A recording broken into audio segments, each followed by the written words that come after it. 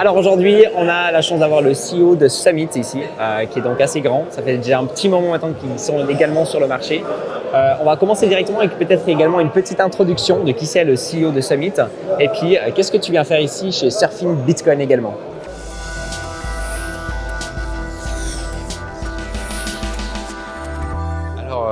Du coup, moi, je m'appelle Mathieu et à la base, je suis trader professionnel.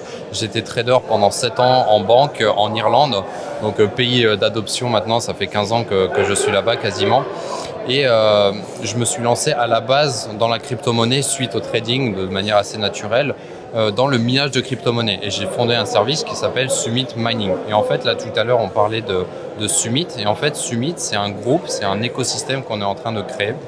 Et Summit Mining est l'un des maillons de cet écosystème. Donc Summit Mining, c'est du minage communautaire. Donc la différence avec le minage classique qu'on entend, c'est que plutôt que toi, tu achètes une machine de minage et toi, tu as une machine ou deux ou cinq ou 10, mais en fait, tu investis avec nous. Donc c'est un service d'investissement.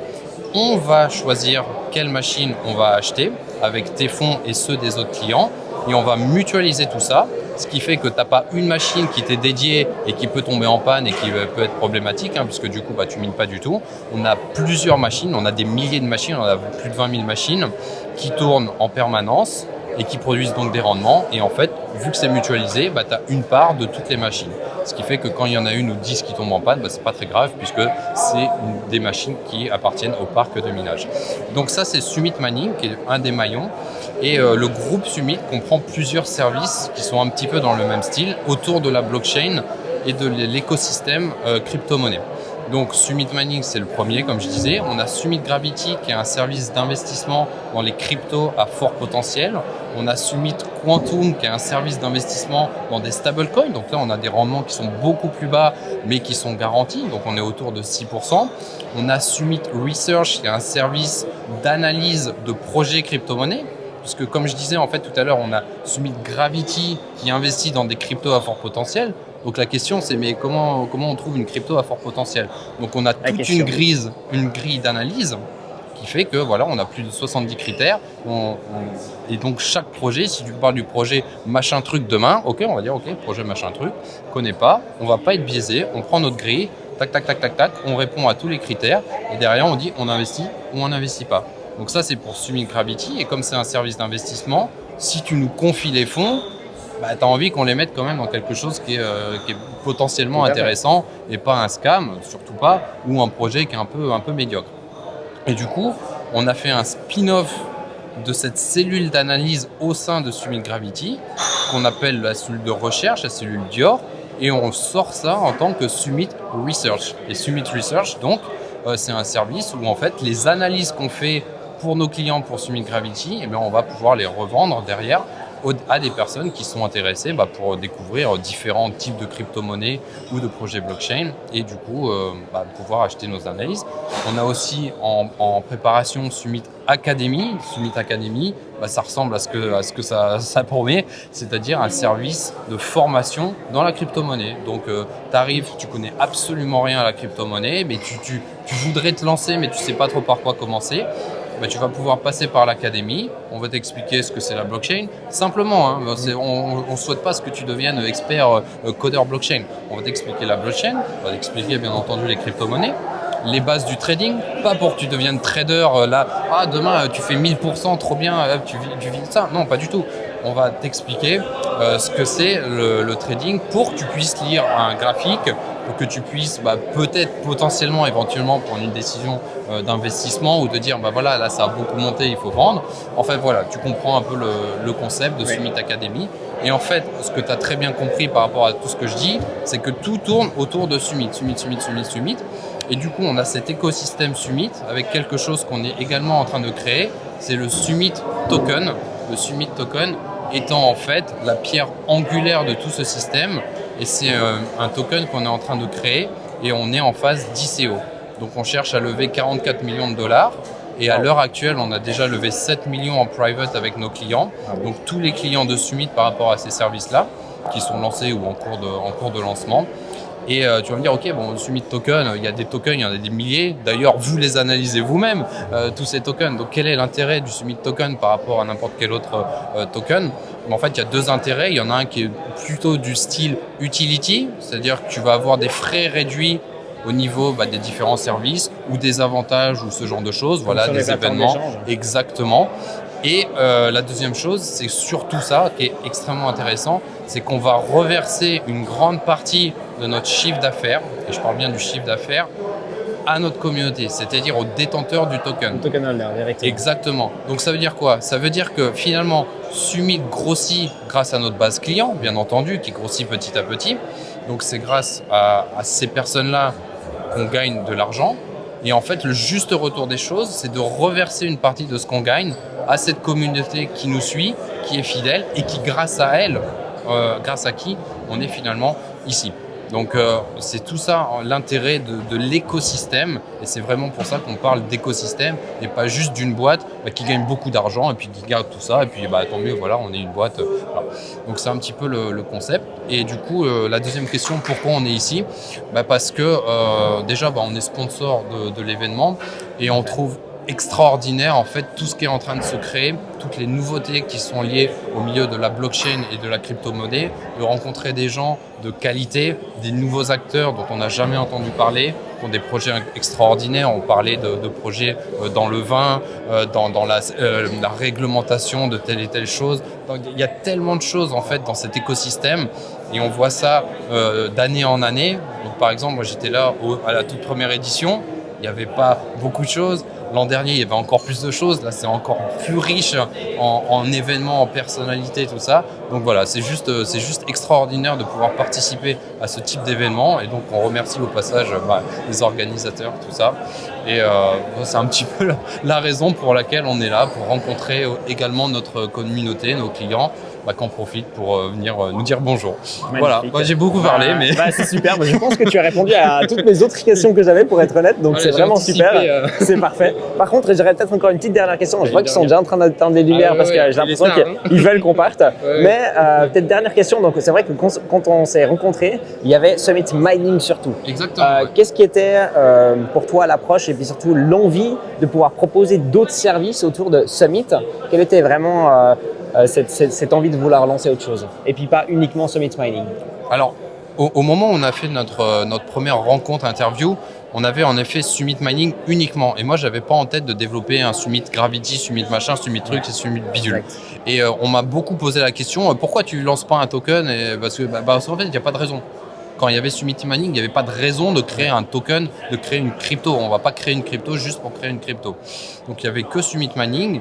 Et en fait, à ce moment-là, on avait fermé les portes. On était en train de fermer les portes de Summit parce que Summit Mining, on achète des machines de minage, donc avec les fonds de nos clients, et le prix des machines était en train d'exploser à la hausse.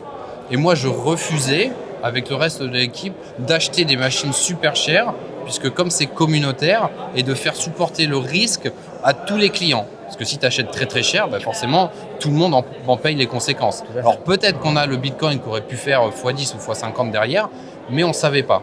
Donc c'est gestion risque-reward, et on a dit ok, on ferme les portes, on va attendre que ça se calme, et ensuite on verra exactement ce qui se passe. Ça c'est rigolo. Ça c'est drôle. Et du coup, il y avait que Summit Mining. Et quand on a fermé les portes, en fait, moi à titre personnel, je me suis senti un peu vide. Je me suis dit mais on peut pas juste s'arrêter là. Il y a d'autres choses à faire.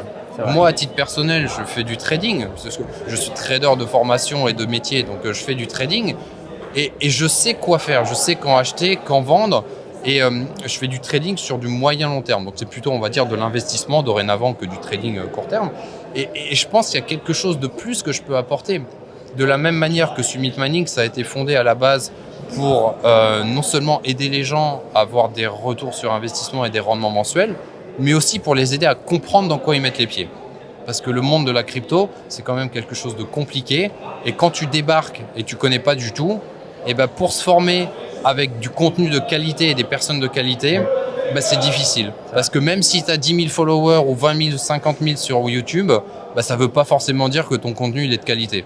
tout à fait. Si tu vends un peu de la merde et tu racontes n'importe quoi, peut-être que tu vas avoir des followers, mais ça ne veut pas dire que c'est bien.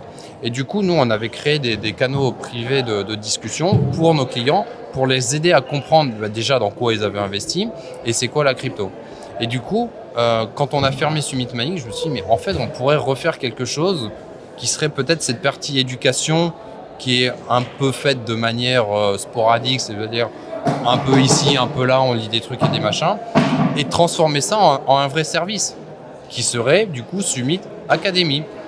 Et ce que je fais moi à titre personnel en termes d'investissement dans la crypto, pourquoi ne pas le faire à titre plus large, comme je faisais à la base Summit Mining du minage uniquement pour moi, que j'ai ouvert à d'autres personnes, pourquoi pas faire la même chose avec le trading que je fais que pour moi, ou l'investissement moyen long terme pour d'autres personnes. Et donc on s'est dit, tiens, on va faire un Summit Gravity.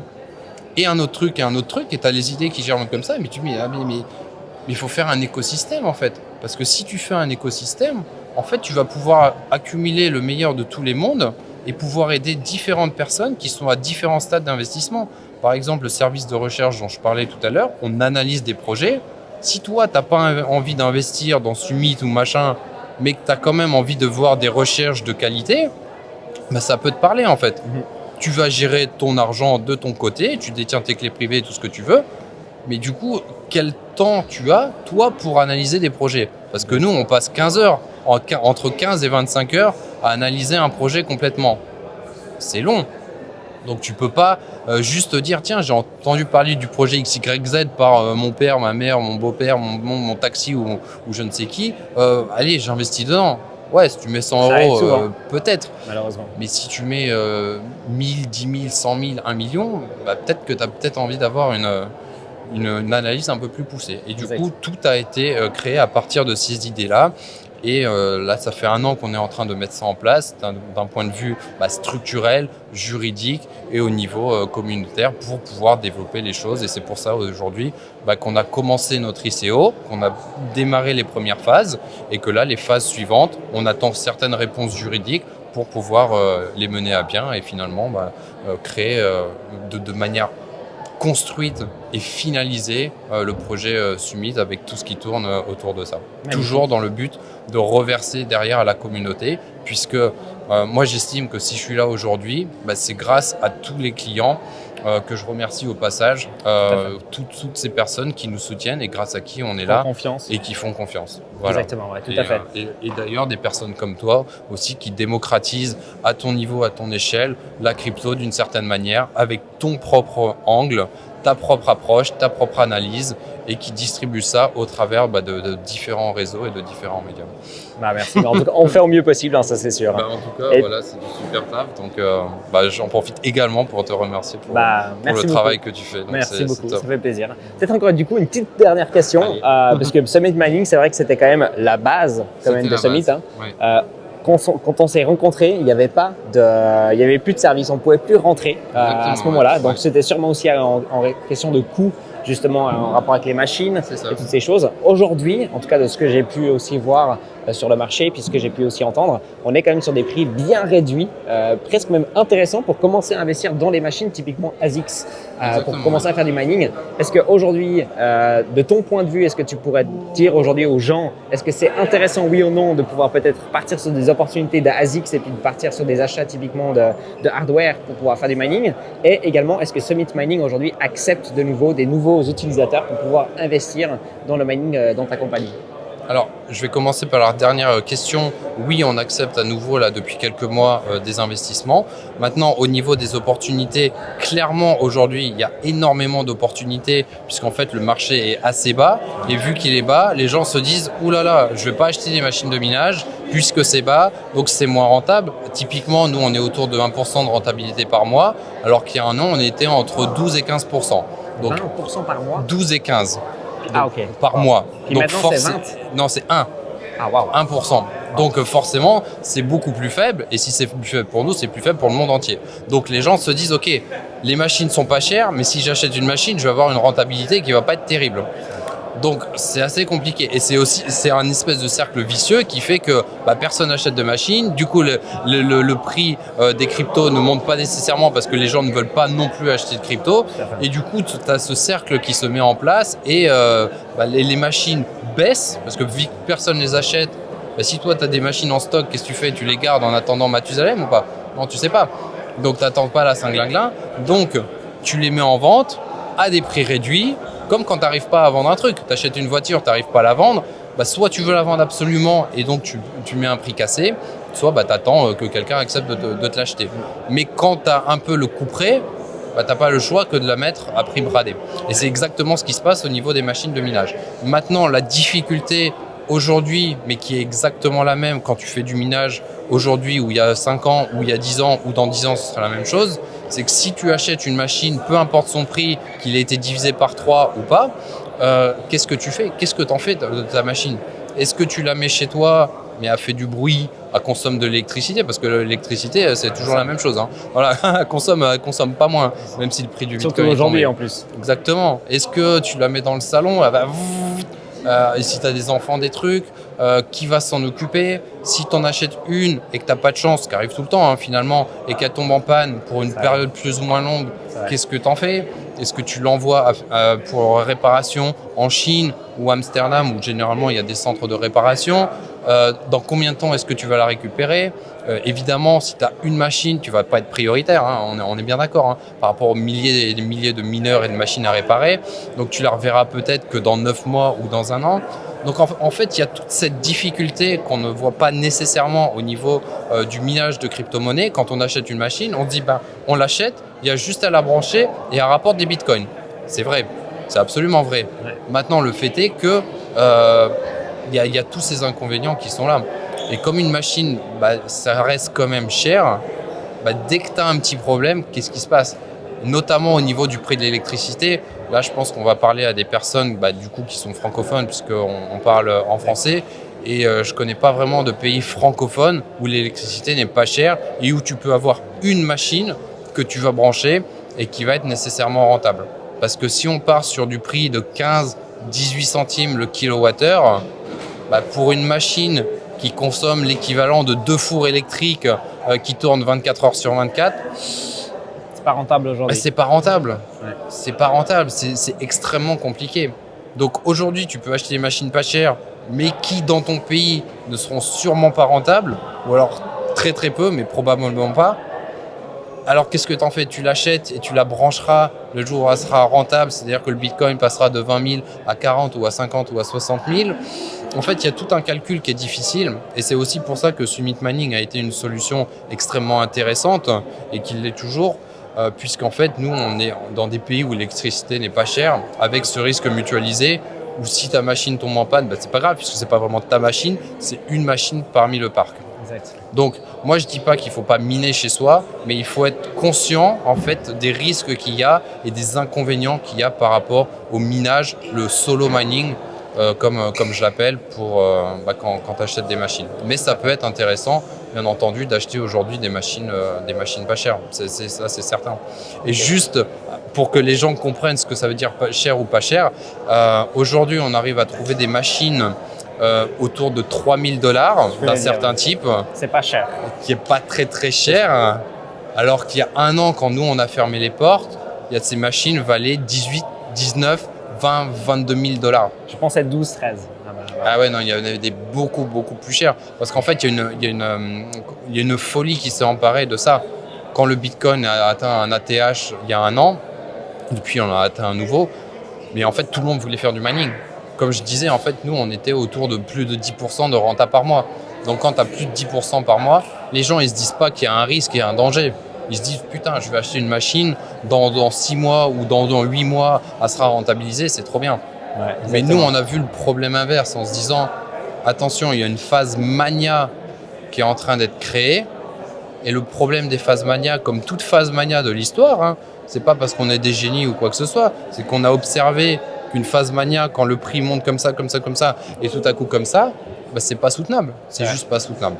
Donc voilà un petit peu le fait est que le prix des machines a énormément augmenté, puisque derrière on avait des personnes qui se disaient bah attends, moi je suis prêt à payer ultra cher ma machine, parce que même si je la paye 20 000 $, bah, finalement dans 6 mois ou dans 8 mois elle sera remboursée, donc ça veut dire que tous les X mois je vais gagner des milliers et des milliers de dollars. Exact.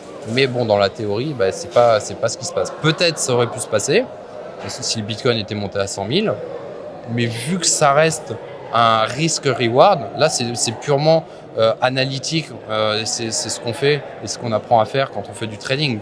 C'est quel est le risque par rapport à la récompense, et nous, à Sumise, on a estimé que le jeu n'en valait pas la chandelle à ce moment-là. On aurait très bien pu se tromper, le fait est qu'on a eu raison, pas parce qu'on est des génies, mais voilà, c'est comme ça, c'était pas vraiment une chance sur deux, puisque comme je te dis, il y avait la phase mania et généralement ça finit mal. Exact. Et on le voit à chaque fois, ça monte énormément et ça craque. Exact. Voilà un petit peu le... merci infiniment pour toutes ces informations. Je t'en Et prie. puis je pense qu'aujourd'hui tu peux bien montrer qu'en effet c'est vraiment le full package. Je pense que c'est vraiment grâce à toute votre connaissance, surtout dans le milieu, que vous allez avoir des avantages de pouvoir savoir typiquement quand est-ce qu'il faut acheter des machines, quand est-ce qu'il faut les vendre, quand est-ce qu'il ne faut pas acheter, quand est-ce qu'il faut faire attention et toutes ces choses. On va naturellement mettre dans la description tous les liens nécessaires chez Summit Mining, hein, ça c'est sûr. Et puis merci infiniment pour l'interview. Avec grand C'était plaisir. vraiment super cool. Et Avec puis grand on plaisir. se retrouve naturellement tout bientôt quoi. Top, merci. Yes, à tout À tout bientôt. bientôt, ouais. Ciao, ciao.